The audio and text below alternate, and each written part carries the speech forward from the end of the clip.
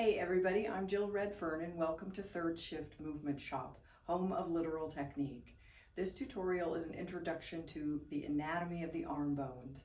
In literal technique, the arm bones are the shoulder bones and the shoulder girdle. And since the anatomy is multifaceted, we're going to take it in 3 steps. Our first step is looking at the shoulder bones. In this first photo, you can see the shoulder bones. The shoulder bones are the humerus, the collarbone, and the scapula. So let's take those one at a time. In this photo, you can see the humerus, and there's an arrow that's pointing to a green shaded area called the socket. That is the socket that the head of the humerus fits into and forms the ball and socket shoulder joint. You also see on the head of the humerus a greater tubercle and a lesser tubercle. And then between those two bones is a green line called the intertubercular sulcus, which is also called the bicipital groove. This indentation is the attachment point for the lats and the pec majors. And those are the 2 muscles in our group of 12 in literal technique that directly move the humerus.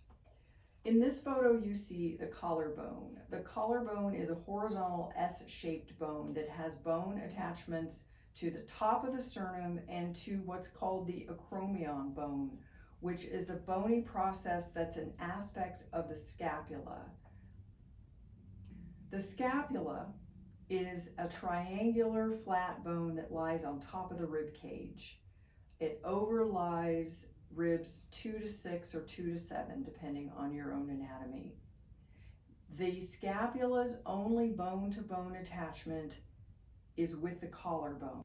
You can see the side of the scapula closest to the 33 vertebrae. It is not directly attached to the vertebrae or the rib cage barrel there. It is held in place by muscle and connective tissue. So it's essentially floats on top of the rib cage. That's going to let the humerus move with the scapula. Remember, the head of the humerus is in the socket that's in the scapula. So I want you to take a look at this photo of the bone-to-bone attachment of the collarbone and the scapula. You can see the collarbone. This is an overhead view. The collarbone is that S-shaped bone, and it is connecting to the scapula at the acromion bone. That's the only bone connection the scapula has to the body, period. So let that sort of sink in. The second step in looking at the anatomy is looking at the shoulder girdle. The shoulder girdle contains 2 of the bones in the shoulder bones. So this is kind of an aerial view of the shoulder girdle. Skeleton looks a little alien-like, but you can see the collarbones there looking down on top of the collarbones. You can see the humerus on either side in the socket, and the collarbone, as it moves toward the humerus, is connecting to the scapula. That the scapula are on the other side. And the shoulder girdle, you can see, is a 360-degree thing. So we've looked at the collarbone and we've looked at the scapula. This is the manubrium. The manubrium is the 3rd bone in the shoulder girdle. The bony notch that you feel between your collarbones is the top of the manubrium. So you can find that on your own body. The collarbone's attachment to the manubrium attaches the shoulder bones to the larger skeleton. This bone is the only bone that attaches the humerus to the larger skeleton. So think about, conceptualize what that also means for movement and for alignment. So the 3 bones of the shoulder girdle are the collarbone, the scapula, and the manubrium. Those bones are connected by 3 joints. So let's take a look at those joints.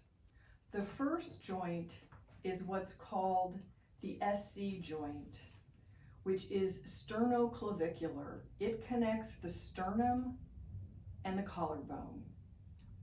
The second joint is what's called the acromioclavicular joint. This joint connects the collarbone to the scapula. And the third joint is the scapulothoracic joint, the ST joint.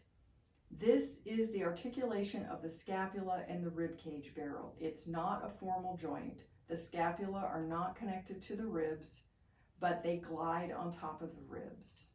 So when you look at the photos of the three joints that are connecting the bones of the shoulder girdle, one of the important things to know is the shoulder girdle is not fused like the pelvic barrel is. The hip bones are all fused. The shoulder girdle bones are not, which means they're all mobile. And what really happens is, so we have joints here, and the scapula, the movement of the scapula is a result of the movement of these two joints.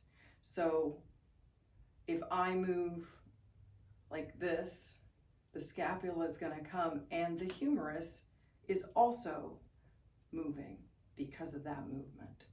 So that's important for our technique of the arms, because that knowledge, this movement moves the scapula, is going to help us understand how to stabilize the scapula as part of a larger shoulder girdle. In your class this week, in your pre-class warm-up, do a visualization of these bones.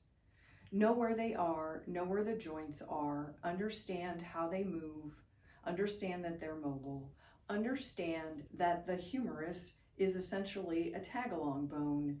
It moves because these other bones move. That means, in terms of technique, that its alignment will be dependent upon these other bones' alignment, but it also gives the humerus a sort of independence, and it has an enormous amount of freedom in its movement. Also, when you're in class and you're doing any kind of port de bras in a combination, think about the manubrium as the only bone that is attaching these bones to the rest of the larger skeleton. When you're doing port de bras, what does that mean? Shift your focus to the manubrium and think about the mobility of the shoulder girdle, and see if you can try to reconceptualize movement of the arms, where the stability is found, where the alignment is found. Okay, I'll see you next week.